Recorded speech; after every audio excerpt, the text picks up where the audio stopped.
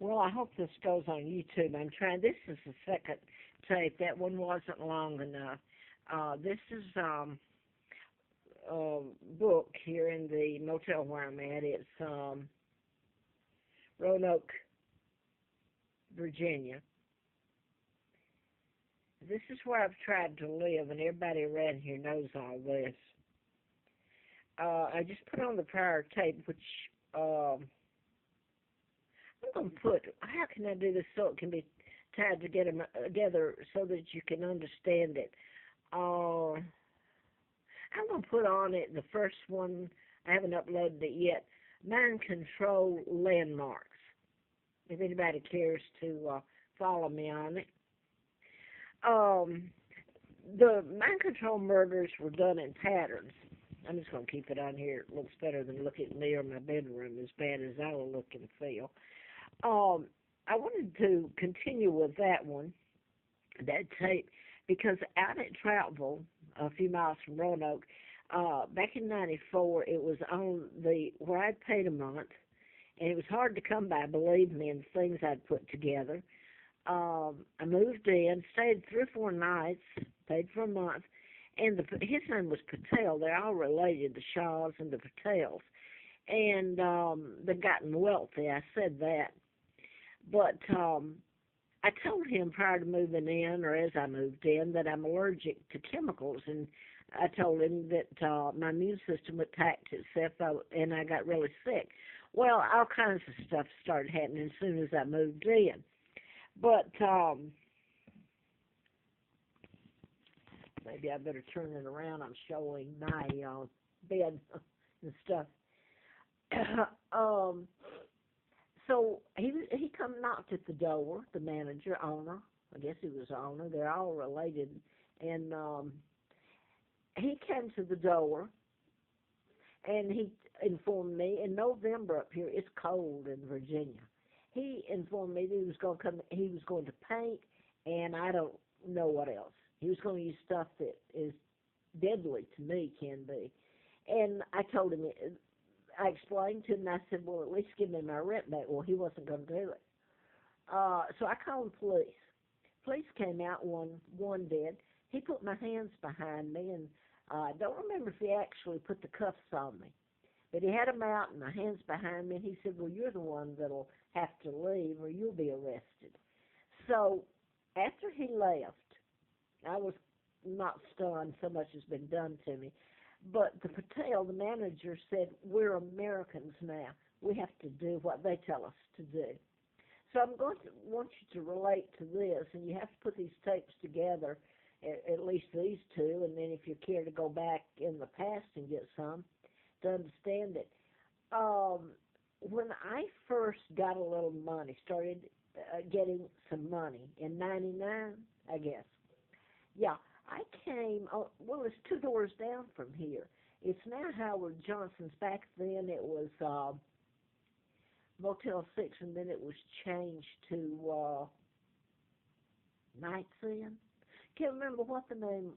Olympic Inn, like the Olympic Park murders. That was part of this patterns, and I believe it was the Nights Inn at the time. I can't be sure, but anyway, back then in '94 they were kind of nice, and I was so glad to have a place, not be living in a tent, starving and freezing, and no food, and snakes and bears and raccoons and all the other stuff and people. Okay, so I went ahead. I paid for 3 nights. Then I got my money. And I thought, well, this was really not bad for me anyway. So I paid a month, and that was a mistake. I suddenly met, just happened to know, a woman. I've forgotten her name now.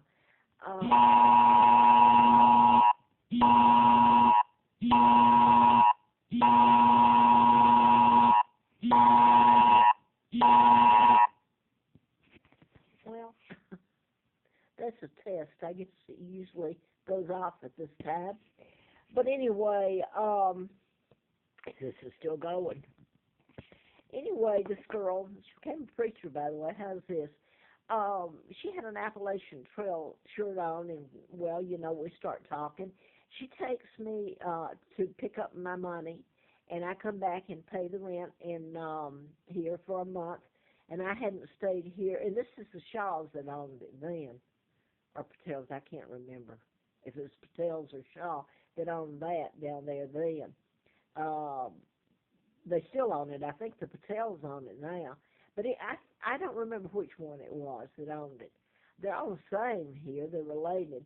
But anyway, I had just paid the month's rent and hoped to be able to bathe and to eat a little and, you know, be human. And so help me God, I was on the end apartment down there. It's an efficiency like the one I'm in.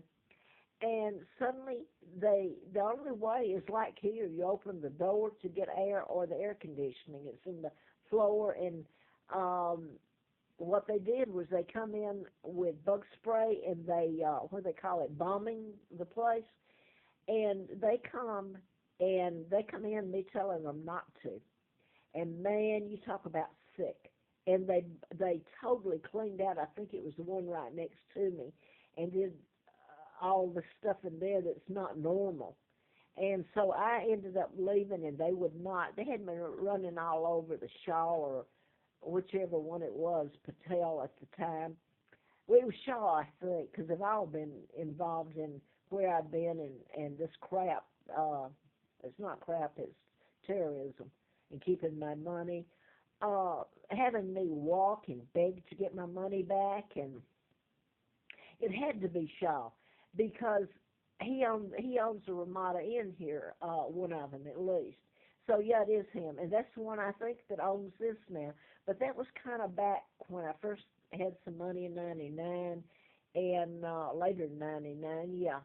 And it's the timeline in the Appalachian Trail, and there's something else that I was going to tell there other than the fact that they took my money then. And that's what they've done. The state troopers, that's who they're taking orders from. The law enforcement has run me using chemicals, and they're over telling Syria how bad they are. My God. Uh, so I wanted to go back to one other thing. This is crypt. It's using role playing and different objects to send messaging. It's like instant messaging, and it's like me being able to read Braille, and somebody else doesn't know what I'm talking about. Okay. So I wanted to go to this on my son Scott and Mark, and their names have been used in the murders and a lot of the stuff too. Like Gabby Gifford in the Tucson, Arizona, she was a congresswoman. Her husband was Mark, a twin, and Scott, a twin, astronaut. His last name's Kelly. But there's more to it than just that. But what I want to say is, over the years, they put antifreeze in the April Fool Day of '80. And this was with a FBI letter on me. And I'd written the book and trying to get it published, and of course, I got the antifreeze, and all hell broke loose. I was just about dead across the state line in Huntsville. Illegally, I was taken across and worked for him, and he was a nice man. Nothing wrong there.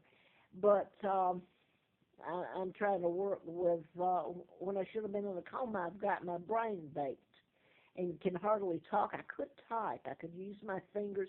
Didn't know if my kids were alive or dead. And I still don't. So anyway, I wanted to focus on, because it was an ongoing every day that it was terror done to us. My son Scott, this is where the Maverick I'm coming in at. This takes it back to the Maverick in Westgate with the drapes. I've never seen anything like it. They look like they tore them down out of my den and brought them up here. But I bought a Maverick car, new.